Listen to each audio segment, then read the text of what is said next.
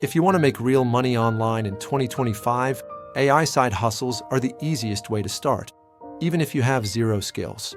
Right now, normal people are using AI tools to make $50, $100, even $200 a day without a degree, without experience, and without showing their face.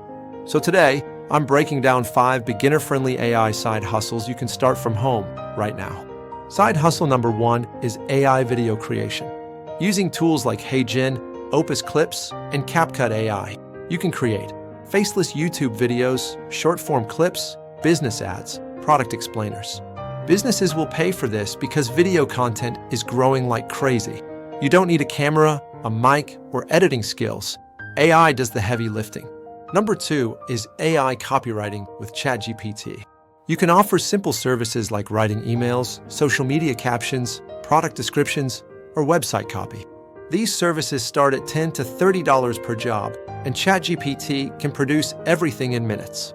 This is one of the fastest ways to start earning online as a beginner. Number 3 is AI design using Canva AI. You can create YouTube thumbnails, Instagram posts, logos, or marketing graphics.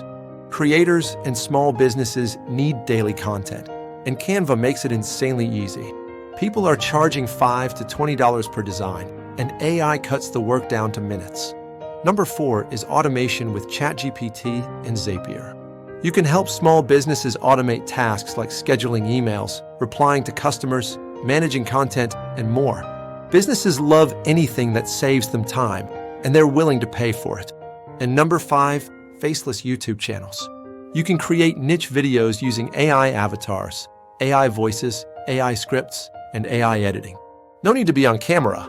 Channels in AI, finance, motivation, and trending niches are blowing up fast, and ad revenue is extremely high. If you want full tutorials on each of these AI side hustles and real step-by-step guides, hit subscribe right now. I post new AI videos every single day to help you make money online. Take action today. AI is the biggest opportunity of our generation.